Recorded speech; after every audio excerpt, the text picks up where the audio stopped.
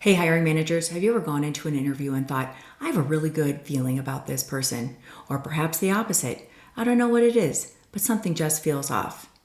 Welcome to the Hiring Playbook, our series where we share practical strategies to help hiring managers build stronger teams. I'm Deanna O'Connell, president of Red Kite Recruiting, and I've been recruiting and coaching senior leaders for over 20 years. Today, I want to talk about one of the biggest problems that I see in hiring, which is interview bias. In this episode, I'm going to share a simple 3-step process that will help you avoid bringing bias into your interviews and hire the right candidate based off their potential and qualifications. But first, I want to tell you a quick story. Recently, we worked with a company hiring a C-level candidate who went through 3 executive interviews. The first interview lasted the full hour. The second interview ended about 15 minutes early. And the third interview, which had been scheduled for a full hour, lasted only 20 minutes. When I learned this, I immediately knew what happened. The first interviewer had already shared their feedback with the second, and the second shared their thoughts with the third. So by the time that the third interview took place, they weren't really evaluating the candidate anymore. They were simply confirming an opinion that had already been formed. And that, my friends, is what we call confirmation bias, and it happens far more often in hiring than people actually realize. Bias rarely shows up as something obvious. Instead, it sounds like small comments such as, we hired someone from that company before and they didn't work out. That school doesn't really have the strongest reputation.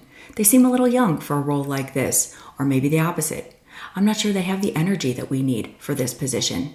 Sometimes it's even, this role might be tough for someone with a young family.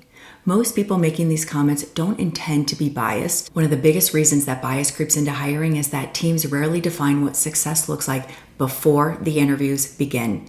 So every interviewer might be evaluating something different. One might be focusing on leadership, another is focusing on technical experience, when someone else is evaluating the cultural fit. And suddenly, the hiring team walks away with 3 different opinions about the same candidate. Well, the good news is, avoiding this trap is easier than you might think. Step 1 is hiring for potential, not just qualifications. And how do you do that? Scorecards. Before the first interview happens, define 1, the 5 or 6 skills required for success.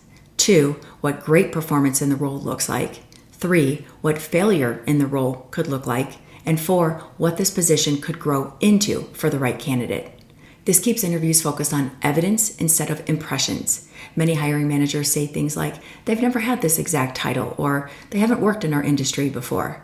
But sometimes the best hire isn't the person who is already doing the job, it's the person who has the capability and leadership potential to grow into it. Step 2 is structuring your interviews. Each interviewer should evaluate specific areas, not the entire candidate. For example, a manager would evaluate leadership and execution. HR might evaluate communication and culture. A technical leader will evaluate technical expertise.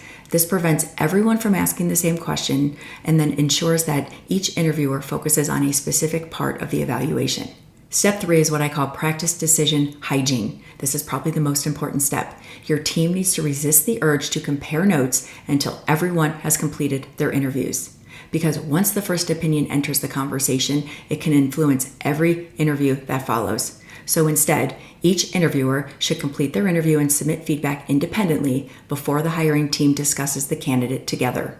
When the team follows this rule, hiring decisions become far more balanced and data-driven.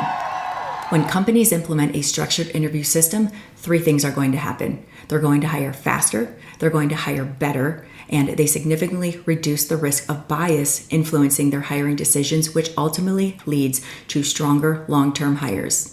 Interview bias is rarely intentional, guys, but without structure, it shows up in almost every hiring process. The best hiring teams solve this by doing these 3 things. So to recap, hire for potential using scorecards, use structured interviews, and don't compare notes until everyone is done.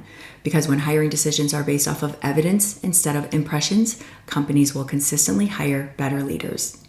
If you found this helpful, subscribe for more episodes of the Hiring Playbook, where we share practical strategies to help hiring managers build stronger teams. And be sure to follow Red Kite Recruiting on LinkedIn for hiring insights and our leadership opportunities across the food industry. We'll see you next time.